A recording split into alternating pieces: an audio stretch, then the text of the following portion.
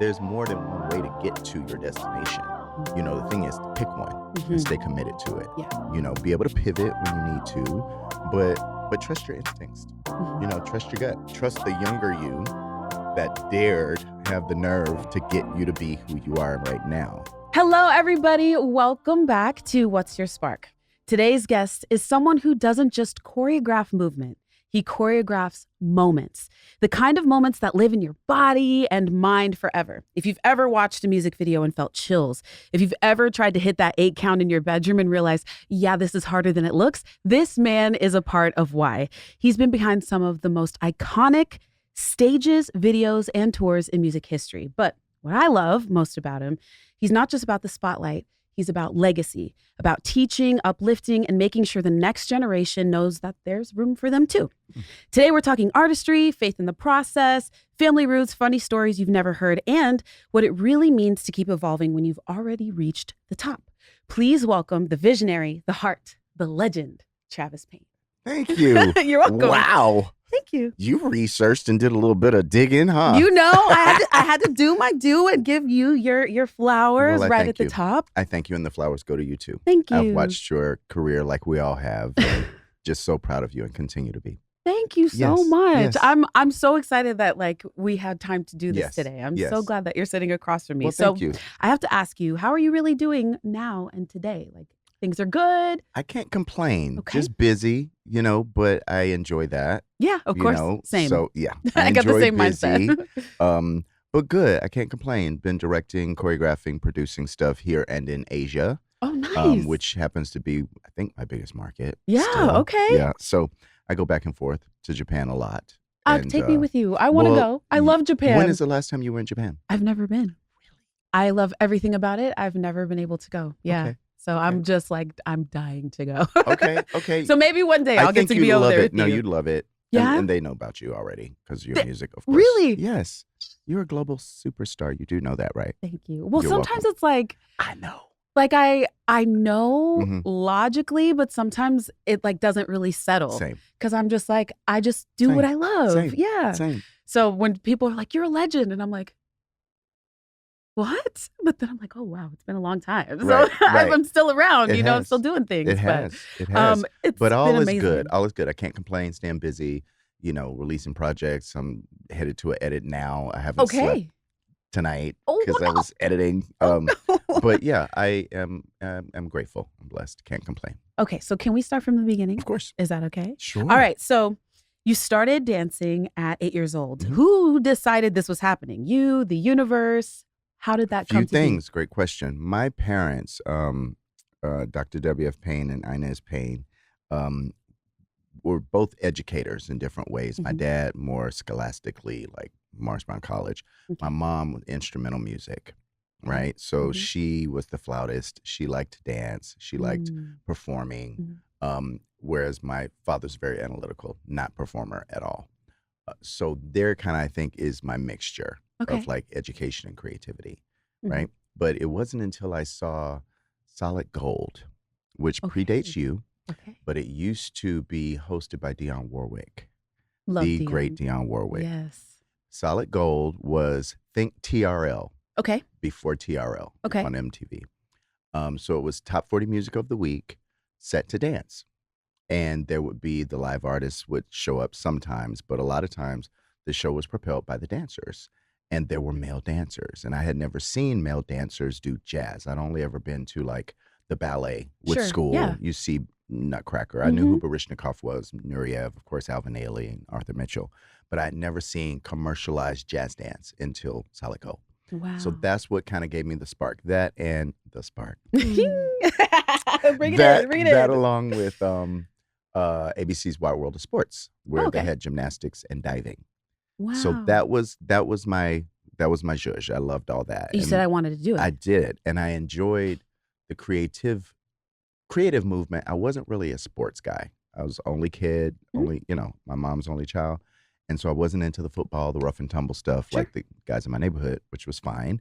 I just kind of gravitated to the girls, and the girls danced. The girls were cheerleaders. The girls twirled batons. The girls did all this sort of creative artistry that I really responded to. Yeah. So that was really the impetus of me starting to actually train professionally. And then, of course, we had TV shows like Fame, Mm-hmm. which was huge in the 80s when I was growing up.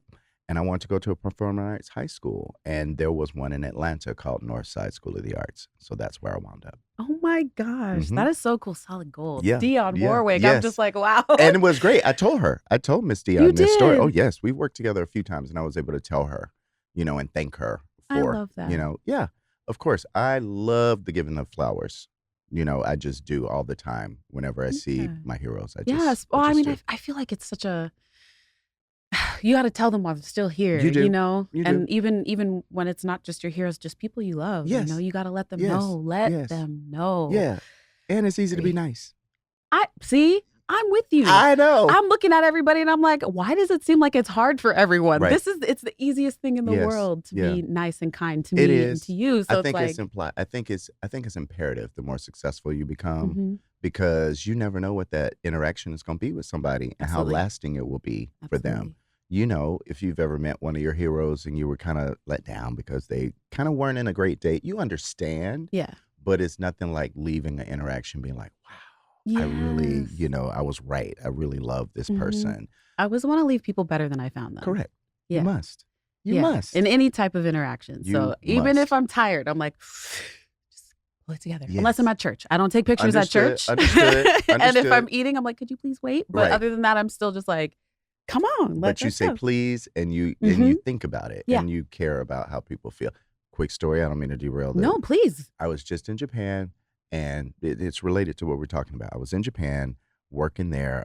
I just judged Tokyo Comic Con, which was amazing. We'll talk about that. It was awesome. I'd never been to a Comic Con before. You must go. So I was in Japan. Last day, I was at breakfast, sitting, at the buffet. I'd never been a buffet I don't love. So I was at the buffet, and the people next to me kind of kept looking, Mhm. and I was just like, okay, well, I'm a black guy, Japanese yeah. plate. It's normal. Stood out. And so at the end of my breakfast, I kind of looked, and the gentleman was still looking, and then so he kind of looks curious, and he was like, I was like, yeah, and then he's like this, and then his wife turns around, she's already crying. Oh, So I'm like, what is this about to be? So I sure. get Yeah. up and I approach them, and the wife stands up. We hug. I still don't know why. She was just so lovely. And then the husband went on to explain to me that 17 years ago at the Tokyo Tower during the Michael Jackson exhibition, because when Michael passed away, Mhm. all of his personal effects did a world tour, Yeah. like his cars, his Mhm. clothes, things like that. Mhm. So at Tokyo Tower, I was there for the exhibition and I met this family. Turns out that was the family. She remembered 17 years ago. She said, I was so kind to her that the autograph I gave her, she put in a box and prayed that we would meet again. And we did. I have goosebumps on That's my what I'm saying. face. Pays to be nice to people. You never know who you're going to meet. You never know when you're going to meet them again. And Oh. how you leave them. You're right. You want to Yeah. leave people better than how you found them. Wow. So that was further kind of confirmation that, be nice to people. Yes. goes a long way. Be in the right spot, Mhm. man. Yeah. Your heart center's got to be It does. And it's not open. always easy. No. We're in an industry that we're navigating, Yeah.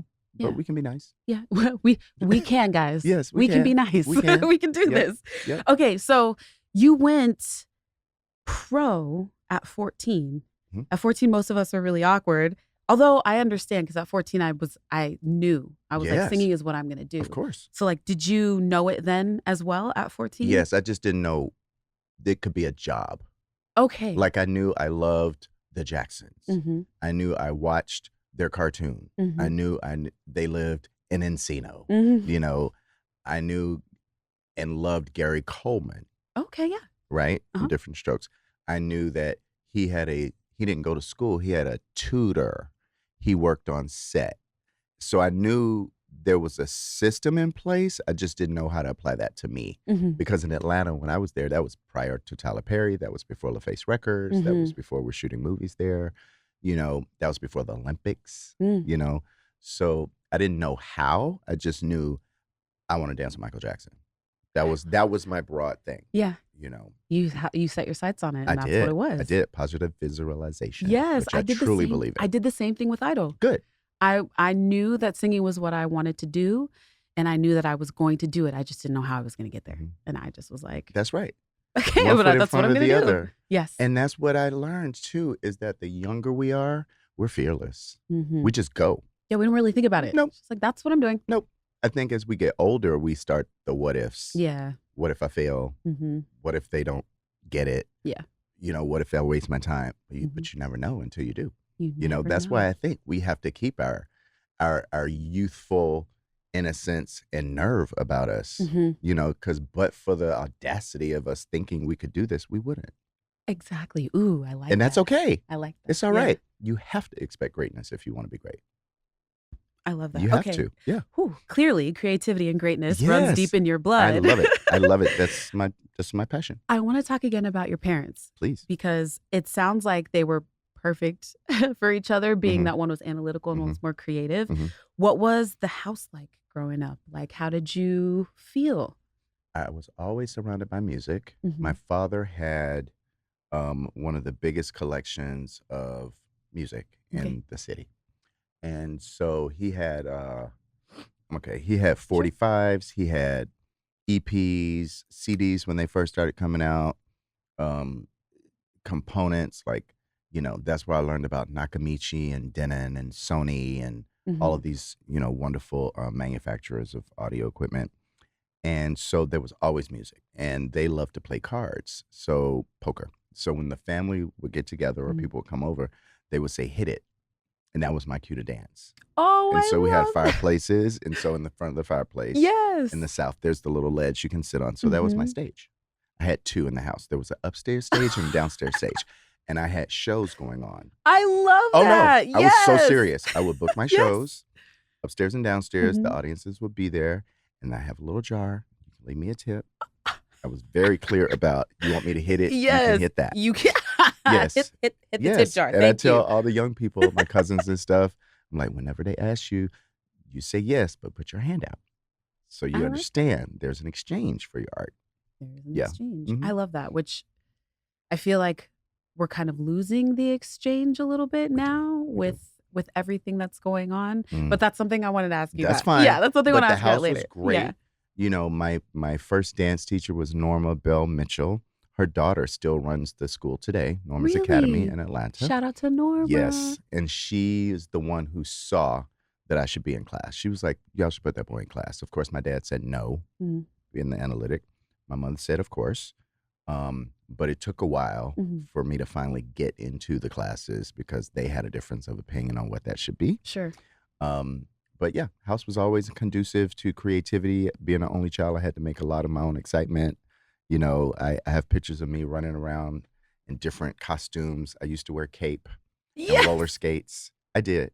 I was kind of a weird kid. That I would doesn't sound wake weird. up. You just big Yes, imagination. I would wear a cape and skates Come on. because at my dad's college there were these really smooth floors and hallways, Mhm. and I would just be on skates all the time. You said that looks like a floor I want to be on. It was. Yeah. Yes. Mm-hmm. Speaking of the college, your parents both went to HBCUs. Yes. How did that environment shape not only how you move through the world, not just how you dance, but Mhm. how you move through the world? Well, interestingly enough, being from Atlanta, it's very Afrocentric. Mhm. So it wasn't until I even went to high school that I was around other cultures and Okay. other um, ethnic groups, in that diversity. So, my parents being educators, it was expected of me to go into that field. It was Mhm. expected of me to go to college and graduate. Mhm. But see, I was having the college experience from the time I was a kid, hanging with my dad. And then my brothers and sister are considerably older. So I knew that that was their world, Yeah. but it's kind of like a family business. You're expected to kind of come into that. Mhm.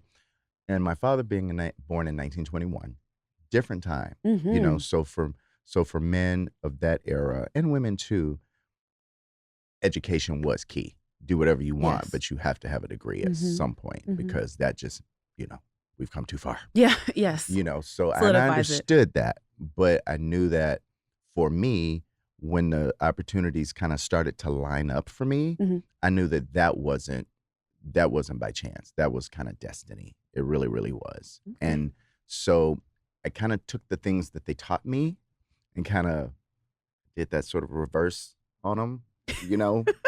So it's like you told me to believe in my ideas. You told me to go Exactly. for it. You Yeah. told me to be the best at whatever it is, even if I'm what my dad used to say, if you pick up the trash better than anybody else. Da da da da. Yep. And I was like, well, I'm kind of onto something. They say I'm kind of good at this thing, and so maybe I should. No son of mine's ever going to be a dancer, Sure. kind Yeah. of thing. So I just put my head down, stayed in my classes, did well in school, you know.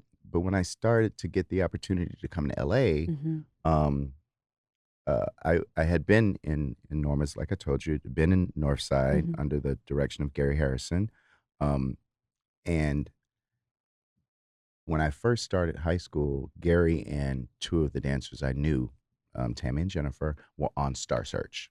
Star Search. Right, Good old Star right. So Search. Star Search was like the holy grail, Yeah. right? Yeah. Kinda should come back, but it was everything. So, we saw them on Star Search, and that was when I really realized that, okay, LA is a actual thing. Like, Mm-hmm. it's not just the beach, it's not just where the Jacksons live, that's where you go if you Yeah. wanna make it, Yes. because I'd always known about New York and had Mm-hmm. planned for New York, you know? But, dear friend Lori Warner, who's still one of my favorite female dancers of all time, we went to high school together, grew up together, and I will never forget, she came home one time and she just looked famous. She had on a leopard Glow coat. about her. She had on the big glasses. She just looked famous. And I was like, what? She was like, well, what I know is if you want to suffer for your art, move to New York. If you want to Mm. get paid for your art, move to Los Angeles. Wow. I was like, okay, got it. Say Wow. less. Here I go. Get Here we my go. booking my So ticket. that was what confirmed it for me. Okay. And then you moved to LA in 1990, right? Yes, I started coming here my senior year of high school. Already feels like a movie. I know. It's already a movie. Thank you. Yeah, of course. I met a gentleman named Frank Gatson Jr. who saw me performing at the Fox Theater in Atlanta for like a Christmas show or something. Okay. He came backstage and asked if I'd ever considered moving to LA, and I said no. I'm scheduled to go to Alvin Ailey. I have a summer scholarship for the program. I'm going to be, doing that. He said, well, I really think you should consider it. And I said, well, my parents, it's a thing. He was like, let me meet your parents. So I took him. He met my parents. Explain to them, what an opportunity, a unique opportunity he had that he thought I'd be great for. And they let me come visit because I had an uncle here, Uncle Claude, who lived, I think, near Oceanside, near San Diego. So because he was out here, I was able to visit. I went to an audition for Paula Abdul, our Paula, who we love. I love Paula. We Love love her. you. Just texted with her last week. She's doing great. We love you, Paula. Audition for her. Mhm. What was so funny was Jennifer Lopez was on my right. Adam Shankman, who's now a huge director, was on my left. Uh-huh. That was my first What a foray lineup. into, yeah, What right? a lineup. Wow. That was my foray into the LA scene and auditioning for Paula, who, of course, I knew from seeing on TV. She was choreographing Janet at the time, Yeah. or had been choreographing Janet. And so I just was like, wow, I could do this. I really could do this. I couldn't do it because I had to go back to school. I would just come on the weekends. Yeah. But I got a taste of what it was like out here. And then from that moment on, I was just sort of set. Hooked. Yeah. You were my just eyes were hooked. set. Well, so then, okay, so you move in 1990, and then a Mhm. year later you were dancing Yeah. with Janet Yes. on the Rhythm Nation Yes. tour. No pressure. No pressure at all. Because here's the thing, Jordin. I find that for me, I got more comfortable when I got here. Okay, yeah. I breathed deeper when I was around Janet and Michael and Madonna and all these people that I've grown up revering and just admiring so much.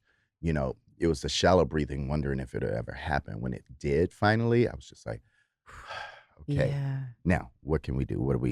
What's Yeah. the first Well, and then thing? everything starts to flow. It does. Yeah, It does. everything starts to flow. Yeah, it does. But I had been a super fan, of course. I slept out for the concert tickets. So I used to be the super fan, and I kind of am still a super fan Yeah. for the the folks I love. But I slept out for the tickets, did all that. So I had been to Janet's Rhythm Nation show anyway, just because that was, Nation Yeah. part of it. Yeah. You had to. So I'd seen the show 10 times. Wow. So by the time I met with Frank Gatson Jr., and then he was managing Lavelle Smith Jr., who was one of Janet's dancer choreographers who had also Okay. danced with Michael, Okay. who was the black guy I saw on stage with Michael. And I was like, Wow. I'm doing that. Exactly. Literally that. That is what I want to do. So turns out Universe put me in the same vicinity as this man, Frank Gatson Jr., who was living in LA and managing the guy that I just saw, who was like my best friend in my head, who I'd never met. So I told my parents all of this. They met Frank. They allowed me to come visit. And so that was kind of the start of that. But I had seen the show 10 times. So when Anthony Thomas, legendary choreographer, Mm, director, performer, started to imagine leaving the situation mhm. because he had been with Janet through the recording of the Rhythm Nation album, through the Okay.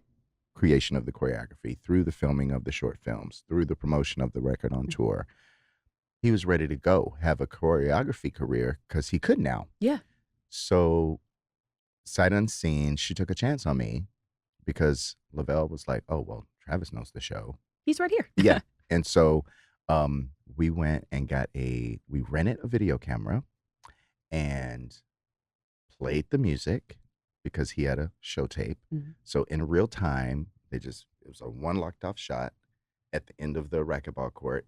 I did the show in real time with costume changes and everything, just my track, Anthony's track.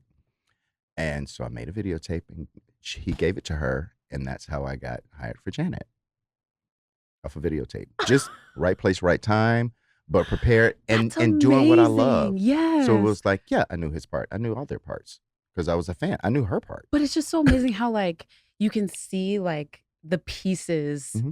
coming together, Hmm. moving together, because everything prepared you for that moment. Yes. You loved her, you were a Yep. fan, you had Hmm. seen it 10 times. You Hmm. just never know when You never your know. time is gonna come, you gotta be ready. Correct. Like, You do. that's You amazing. do. And I see that repeating itself too throughout my career. Mhm. I've gotten things a lot of times, right place, right time, but prepared for it, Mhm. you know. And so I got to tour with Janet at 19. That was first time performing at Tokyo Dome, the Big Egg. Wow. I always give her the credit for launching me We and love Janet. introducing me onto the world stage. We love Janet. We Oh do. my We gosh. definitely Oh do. my gosh. Hmm. Okay, so 19 Rhythm Nation tour, and then you've got En Vogue, and then the Hmm. MTV Awards. Like, did things feel like they were happening really fast, or did it feel earned? It definitely felt fast, Mhm. but I know it was earned because in those early years, we were just so obsessed. I mean, Lavelle and I, as well as Frank, we didn't really sleep. You know, we would be doing multiple bookings and we loved it. We would stay up all night because, that was like, see, there was a lot of firsts there. Like I Mhm. started this before we really had consumer model cell phones, Yep. before Mhm. most people owned a video camera, so we were very excited that we could film a rehearsal and watch it all night and make notes. Like simple stuff like that. Like Yeah. we had the ability to research. Yeah. We used to have to go to bookstores, the library, and all that. Now we do internet. But back then, part of the journey and part of the joy of it was doing all of that busy work. Yeah, and the discovery of all Yes, the for things. sure. And trying stuff in the middle of the night and seeing, would this work? Would that work? Blah, blah, blah. Oh Just, my no gosh. rules. Just creating with no boundaries. That is what I really, really loved and still do. I wish I could have been older during Mhm. that time, Mhm. because I was born in '89, Yeah. and, like, I remember I have a nostalgia for my childhood Yes. in the simpler times, but I wish I could have, like, been in that time when there weren't phones and there weren't Yeah. cameras, and it was you went to these things and they were unknown, and then all of a sudden they were known, Yeah. but you just never knew. Right. Right. Man, During I our love day, that. you'd sit by the phone. If you were expecting a call about a casting or about a booking or whatever, if you didn't have a pager, A pager, yes. you get a page, you pull over, you use the payphone to call, and see what's going on. You check in with your agent. You speak to your agent like 5 times a day. You kind of don't do that now. Yeah, no, It's all different. it's very different. Yeah. Like 5 times a day. Yeah. Oh, man. Just because you're checking Yeah, in. of course. And the agents used to go with you to job interviews. They used to go with you to castings. It's just different. The Wow. difference in the industry, for good or bad, Mhm. we have to grow as an Mhm. industry.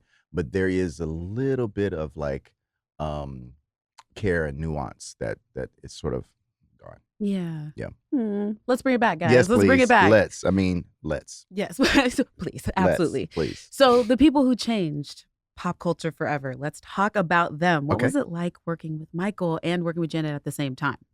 Well, that was a full circle moment because having gotten my start with Janet at so young an age, and then getting the chance to work with Michael a couple of years after that, starting with him in '92 for "Remember the Time," directed by the late great John Singleton. Such a good. Yeah. I sampled that song in one of my songs. Mm-hmm. It was so cool. I think I know you know it. And I love the song. I love Did you the song. like it? Okay, Of course I did. Because people, that matters to me. The people that were Of course I so did. closely involved, like I just was like, I really hope that they think this is a good. No, it's a great song, and it was a full circle moment to hear that too. You know what I mean? To hear it for your generation. Like I always love that. You know, and there's a few of you that sort of carry the torch. You know, trying. You know, well, no, I'm saying, but you do. You know, because you're young enough to connect to this generation, but seasoned enough to know that history. Yeah, so that's a great thing. I love seeing that intersection with younger artists. Thank you. That's amazing. Thanks. But yeah, working with Janet and Michael at the same time really was a full circle moment, and very nerve wracking in that it was such an enormous task. Yeah, and we were already in the middle of a lot of stuff. You know, whether it be tour creation, finishing another short film before starting this one, collaborating with an entirely different team, you know, so there was two worlds meeting, you know, and that was a huge undertaking. I think, you know, doing the logistics for one of them would be a full-time task for anybody. I can't even imagine. So getting the logistics for both of them to be in the same place, working for a considerable amount of time in the same place, that was rare.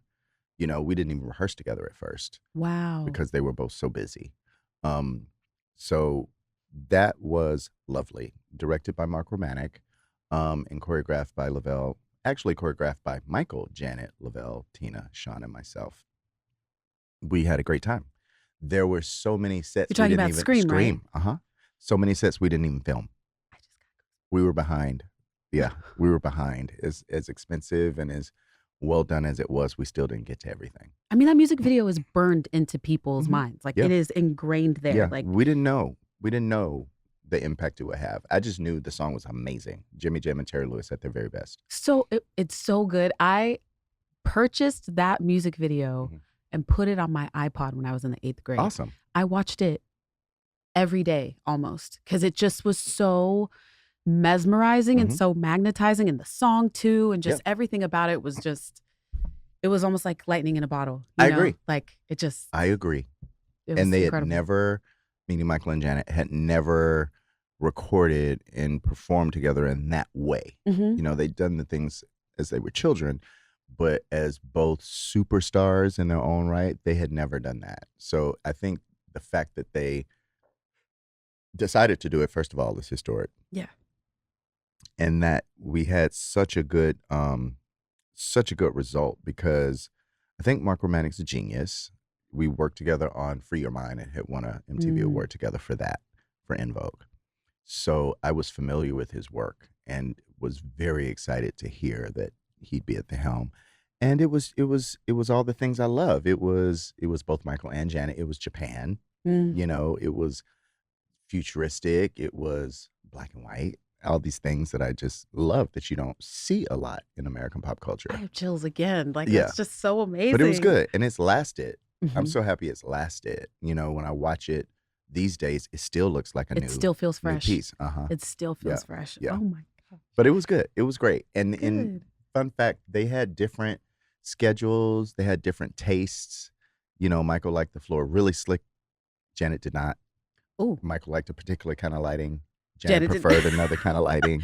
Typical brother and sister taste. So when you look down the set, it looked like two different worlds. But in the video, short film, it obviously is cohesive and color grading is beautiful and the retouching is beautiful. Wow. But in order to get the information out of them, they both had completely different conditions.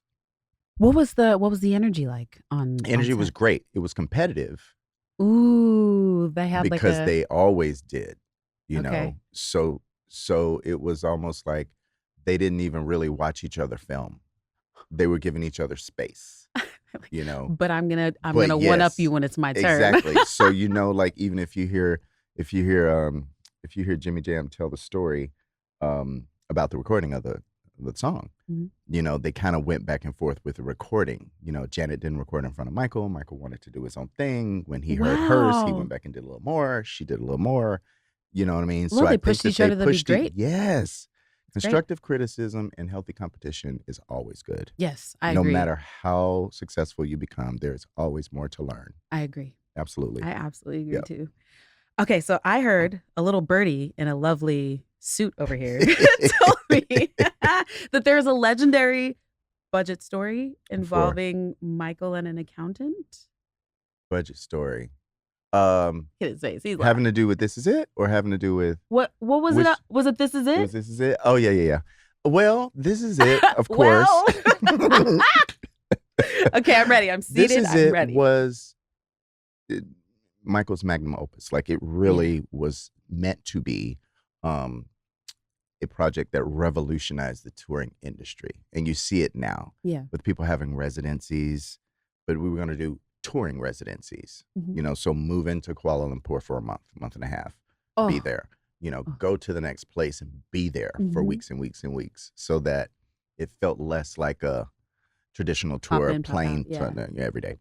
So we were imagining this great environment, this great stuff. We filmed all these things, and we started imagining these things to film in 3D, like Thriller, like MJ Air, which was the finale to the show.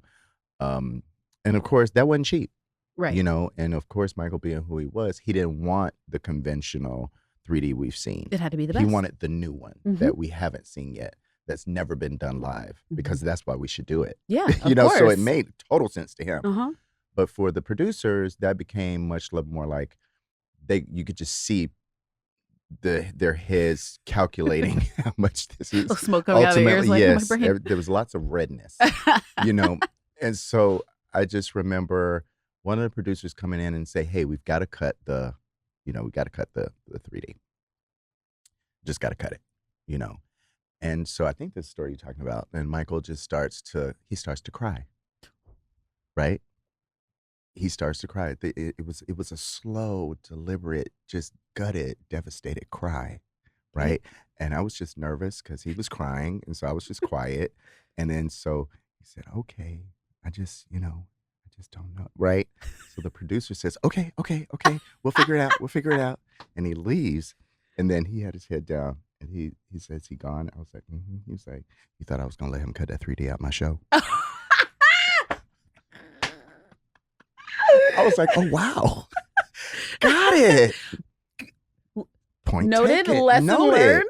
Yeah, that's crazy. Never underestimate Michael Jackson with a calculator and his and acting skills. Yes, he went right into character, and he just was so wounded. I don't know what to do. Like, tell me what to do. It's And he just was like, "He gone?" I was like, "Yeah." He's like, "You thought I was gonna let him take that out my show?"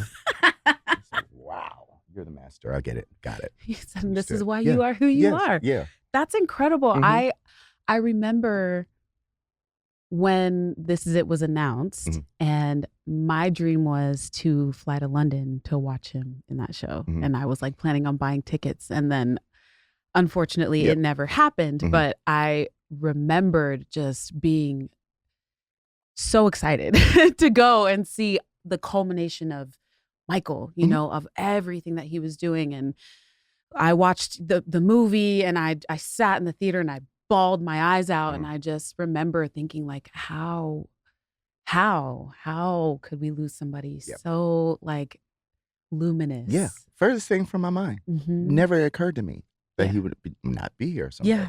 Never occurred to me. You know, you lose your grandparents, you lose friends and stuff like that. It just never occurred to me that he would not always be here. Right. That was just how I think blinded I was by what it was and what he continues to mean to people. So it was just like, that really sucks. Yeah. But I know that his work remains. I know his music remains. I know that there's a huge interest. I saw something, one of his fans, who are always so lovely, by the way, Michael Jackson has the best fans on the planet, sent me a thing that said, Michael Jackson is so famous, he has fans that haven't even been born yet. It's true. I was like, It's makes true. sense. And we were talking about my son earlier. Yeah. I introduced Who's him 7. to 7, yeah, when he was 4. We were sitting and I had started playing Michael and he just kind of popped up and Yeah. he loves Smooth Criminal. Great. And he loves Bad and he Great. loves all of that stuff. And so I showed him, I was like, okay, let me just show him the video. I didn't do the whole thing because it was, you know, there were the guns and the gangster stuff. But I was like, he needs to see that lean, the legendary lean. So I put on the video and he's just cross-legged on the floor looking up at the TV like this. And the moment comes where he does the lean and he just, his whole body just kind of shifted. And then he looked at me, he was like, Mommy, how did he do that? Right. And I was like, magic. I didn't want to tell him like, oh, he has a patent and it goes to the thing. Like I wanted it to be whimsical for him for a little while. He knows now because he asked about it because he tried to do it. And he was like, he could never do that, Mom. But he lives on. Like I love Michael's stuff. And it's funny because my mom, she loved Michael as well. And my dad. And she loved, I think it was Dirty Diana. Of course. And again, in the 8th grade, I just, all of a sudden, Michael was like everything that I listened to. Every day after school, I was listening to his greatest hits and I was listening to Thriller and Dirty Diana, Earth Song. Earth Song is just... That's my favorite Michael Jackson song, actually. I agree. It's mine too. I got Man in the Mirror up there, but Earth Song like takes it for me. The emotion, everything about it. So it's just amazing how generational it just continues to be. And I still think you're right. Like there are people who aren't even born yet who are Michael Jackson fans and will be. It's just like, let me point out something to you too, because you said about the guns and everything like that, and he thought about that stuff. He did for moments like this, where it would be okay for the mom to let the kid watch it, because if you notice, when he shoots the gun, it's like this. You don't see it. You never see him pull the trigger. That was very important to him because he knew that kids mimic what they see on TV. So you never see him hold a gun. You might see him brandish it, but you're never going to see him fire it. When he did in Smooth Criminal, it was back there and his body was, you know. So he thought about that. Or if, you know, you're doing things like if we're in drill, which was the last thing we choreographed together for This Is It, we have machine guns. We cock it, but then we don't fire it. So it was using these things, this iconography. The illusion of it. In a more positive, like even with the military. You know, that's his version of a army of peace. You know, yes, associated with Germany and the whole bit and the war. But for him, even the armbands, all of those things, he took all of that iconography and sort of turned it around for good. For good. That was his thing. Even with the gangster stuff. The gangsters, we were good gangsters. We were good guys. You guys are the good guys for sure. What I mean? I just have a few things that I want to touch on. Just real quick, you were almost in a boy band? I was in a few. You were? Yeah. You were in boy bands. Yes. Oh my gosh. How was that? Were you singing? It was great. Yeah, I was singing. Yes. And I'll play songs for you. I've recorded, and it was interesting. I had to make a choice because going to high school, you know, you study musical theater. That's dancing, acting, and singing. And so we always had to. And I remember being in an audition once for Six Flags Over Georgia. Come on, Six Flags. I think I've been there. Right. I think I've been there. You know, back in the day when you didn't have an audition song, they make you sing Happy Birthday. It's up to you to choose the right key. Oh, yep. Right? Yes. So I quickly learned that, all right, I cannot, because I'm proficient at dance, I can't forsake the singing. I have to understand that. Yeah. You know what I mean? So after Janet's tour, Frank started a group around me. Right? So there were 5 of us. There were 5 of us, and we got to tour with En Vogue because at the time we were choreographing En Vogue, the 3 of us, Lavelle, Frank, and I. So we were able to place my group as the dancers, and then in the like halftime, you know, intermission for them, we got to do a small set in the middle of their show. And we sang Michael Jackson's I Can't Let Her Get Away. Oh, come on, yes. And we sang something else, and then maybe a couple of our own original songs. But yeah, and we were scheduled to be signed to Atlantic. That was Sylvia Rhone at the time. Yep. Wow, yep. Sylvia Rhone. Sylvia, yep. And so we were there, and we were expected to sign this deal, and then the Dangerous tour happened for me. So I had to choose. Universe was like, Do I go which with one my do you idol, which is want? why I'm here, Mm-hmm. or do I keep doing this, which is kind of a hitter 50-50? Mm-hmm. You know what I mean? We had recorded demos. Actually, we had recorded I Want to Be Now, which went to Brandy as her first single. Yeah, we recorded that. Wow. Yeah. And so we were set to be there, but then I got the opportunity to do Dangerous. And so I left. You said I did. And I had to just easy. because that was why I came to LA. I mean, Exactly. that Yeah. was my dream. Mm-hmm. You know, I think the group was fun and it was great. You know, I'm still friendly with those guys now, the ones of us that are still living. Um, but it wasn't the timing, you know, Mm-hmm. it just wasn't because my opportunity was there. Yeah. And so then, of course, after the Dangerous tour, we put together another group, which I was trying to launch. And I actually played music for Michael. Really? I did. We were on the set of Scream, no less. And so we were in the trailer, and that was when we had DAT tapes. Yep. You remember DAT Yep. tapes, Mm-hmm. digital audio tape?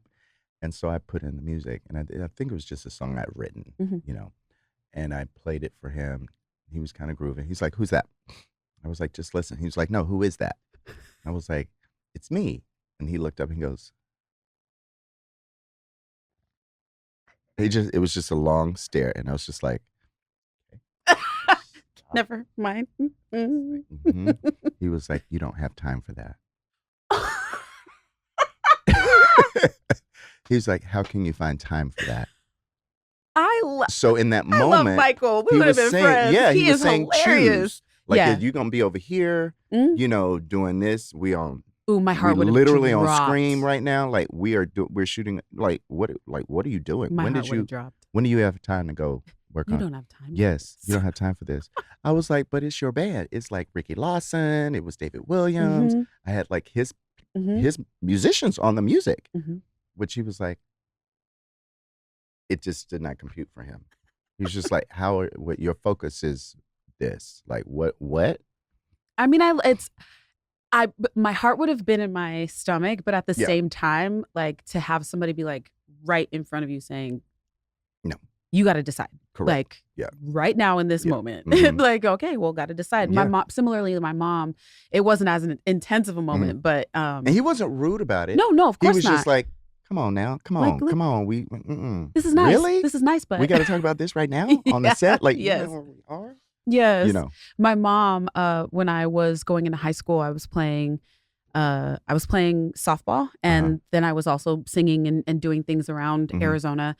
And she goes, high school's a different beast, honey. You're gonna have so much going on. You have to choose. Are you gonna do sports or are you gonna do music? And it was I didn't want to have to choose because I really enjoyed playing softball, but like music was it. Of course. It was easy decision, but she had to place that in front of me as well. Like, are you gonna do that? And it worked out. Good. Yes, it worked did. out.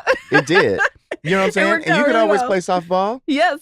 You know, create a celebrity league. I want to actually. You should. It would be so fun. It's just fun. It's a blast. You really should. A few things. I know we're kind of running out of time here, but you didn't just stay. Well, I guess we touched on that. Hold on.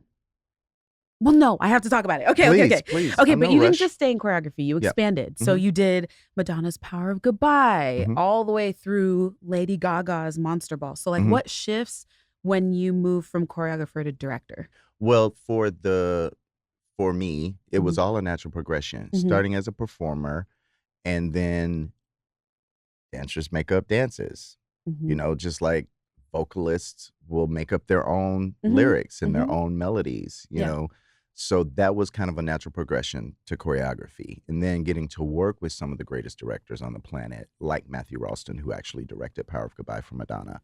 Many of my early days as a director, he along with Kenny Ortega and Joseph Kahn and Mark Romanek and others that I've mentioned, Paul Hunter, you know, were so gracious with showing me stuff. You know, letting me sit at the monitor. Letting me sit at the monitor. In fact, Matthew would be like, "You run this scene," you know, and he put me in Matthew Ralston. That's how we met. Tattoo, yes. Tattoo.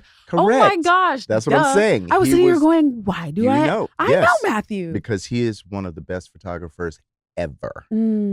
Ever. Beautiful. He's a genius. Studied under Andy Warhol. Like, he knows his stuff. And so when he started to direct videos, Franklin Lavelle and I worked with him. Okay. You know, we were more his sort of choreography team because he'd go to the same people. So that's how I met you. That's how I met Marilyn Manson. I met some Madonna. I met some of the greatest and most interesting and unexpected talent through him. And so it was a natural progression after choreography and getting such a rapport, because it can be very intimate moving with someone. Yeah. You know, like a Tamia, who had never moved before. She was a vocalist. You know, we did her first rehearsals kind of in the dark. She didn't want. I get that. That's how I felt the first time I was so like dancing. that. I was like, or Tevin Campbell, who was my very first client. Oh, you Tevin. know, who I love. Yes. So we established these rapports, and then when you start to talk about, like, what does this look like? What are you gonna wear? How should you perform this? Where should it happen? Now you're sort of visualizing and you're directing. Yeah. You know. And so a lot of my directing just came from having these relationships with artists who trust me as a choreographer and trust me to dress them or trust me to light them, you know, so it just kind of turned into that. And so live shows, directing live shows, Lady Gaga's Monster Ball tour was amazing, directing a lot in Europe. I mean, Japan, not Europe. That maybe it was Freudian, maybe that's the horizon. But you know, and then a lot of times being around Michael, he would say it's time to do this. You know, I found out it was time to choreograph when we were about to do a concert. He just called us in. He was like, we have a show coming up. We're going to do Dangerous. And I was like, well, we're on Dangerous. He said, no, I mean the song. We're going to choreograph the song. I was like, great. And so for This Is It, he said, you and Kenny can direct this. You know what I mean? He would tell you when it's time to do things. So I knew it was there. I just had always been doing it, but it's doing it and getting credited for it. That's the thing, you know. That's the key. So it's about getting credited as a director and a producer now, so that people realize that, yeah, dance is a part of the pie. That's always there. That's always there. But I also can tell you what it should look like, how we can pull it off, you have the on vision. budget, on time, location, casting. You know, you're doing all of your paperwork at the end, pulling in the right producer, pulling in the right hair and makeup, pulling in the right lighting designer, pulling in the right editor, right post-production, right colorist, you know, all of those things. That's a lot. That's a lot. And sort of picking the picture, like, hey, this is your single cover. I think this top 3 you choose. Yeah. You know, or the label will be like, what do you think? And I'll be like, well, I think that could be better. Sorry, but I feel like, you know what I mean? Yeah. So, and it's good, and it's also nice to work with new artists. You know, I've had a resurgence in Japan. I launched a boy band there called Travis Japan. They're on their 3rd album. Wow. Yes. Okay. They're signed to Capitol Records. And it's a joint venture between their label in Japan called Smile Up is their management, and then they're on Capitol. And then of course I've launched a few other groups, B-Ray, who are out of Japan, with Yoshiki, who's huge. I just helped Hybe launch their first Latin group. Excuse me, Hybe Korea. They launched their first Latin group. A Latin group? Santos Bravos. They just Wow. released about 2 months ago. Okay. They're same like Cat's Eye, same like BTS. I love it. Same company. So now Hybe has a Latin market, Latin division, as well as an American division. Just reaching into everything. That's crazy. Yeah, and then I'm currently working with NLE the Great. Oh, that's right. We know it's NLE Choppa. That's right. Yeah. I just love how you have your hands in so many different things, because I was about to ask you, where do you think the future of dance is heading? But you're already there. Yeah. You are. I'm trying. Yeah, I'm trying. And I love it. And then you've spoken about wanting to create like a training institute. What do you think is, if anything, what do you think is missing in dance education right now? Well, I think that the point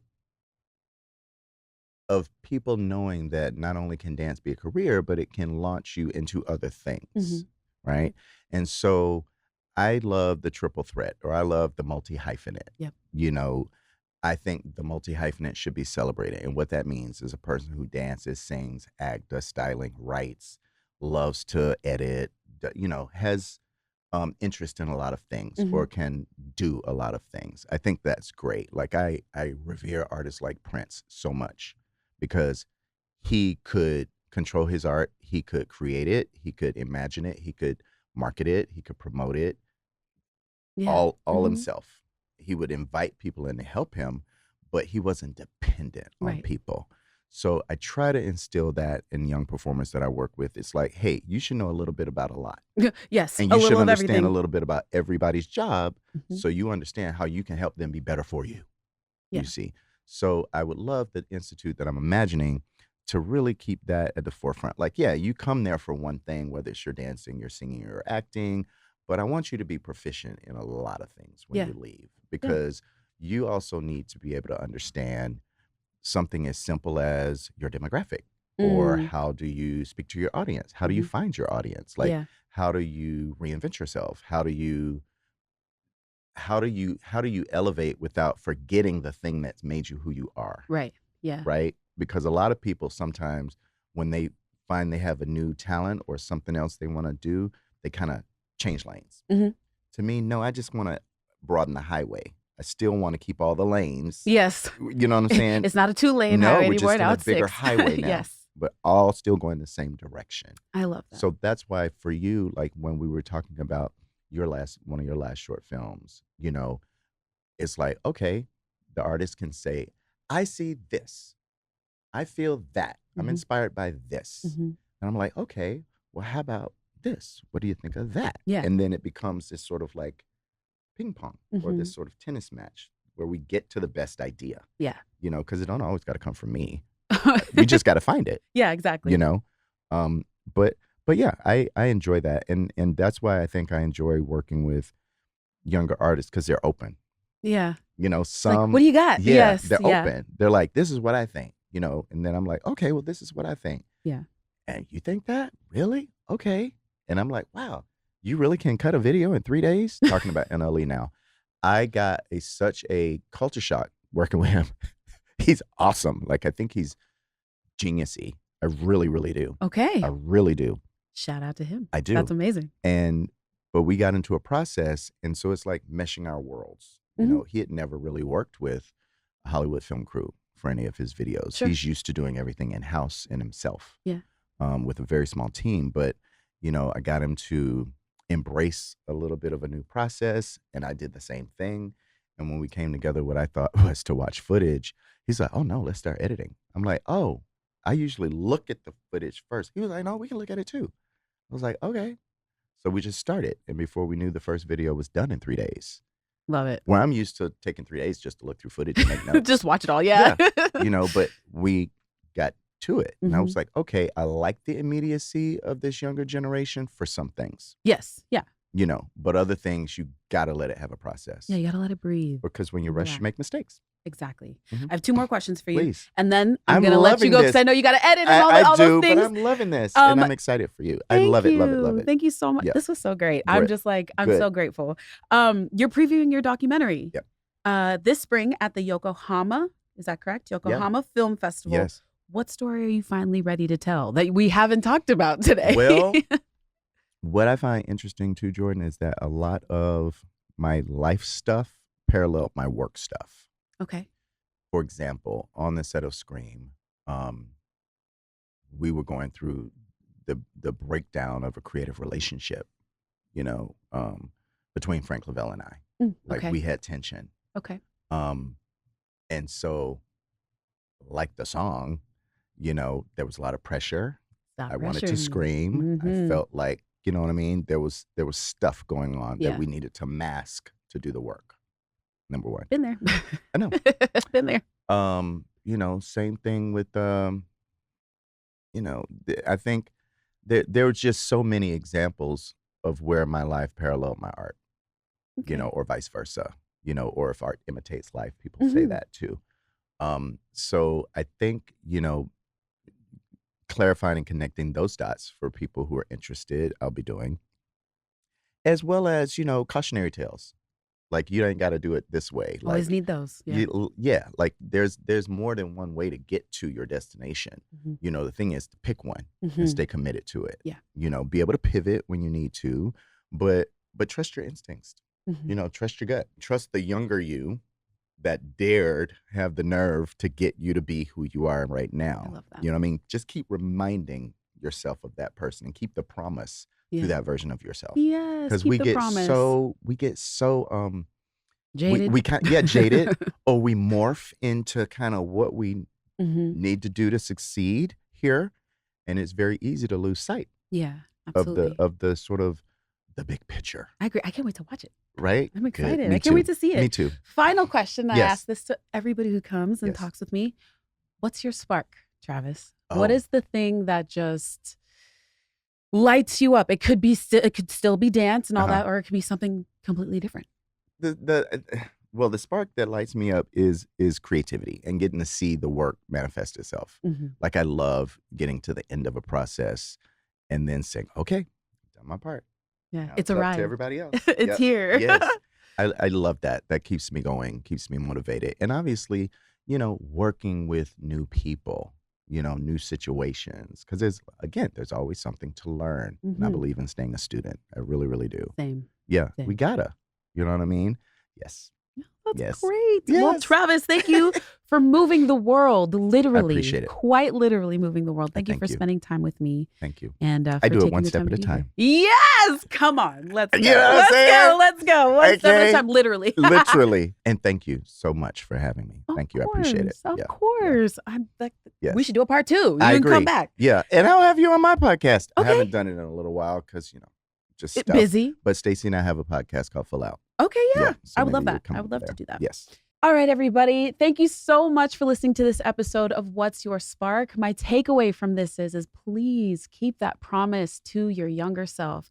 Feed that inner child. Find the joy and creativity in the things that you love.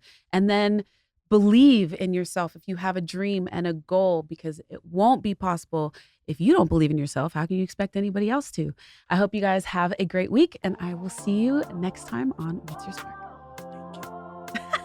Thank you. I appreciate it. Of course.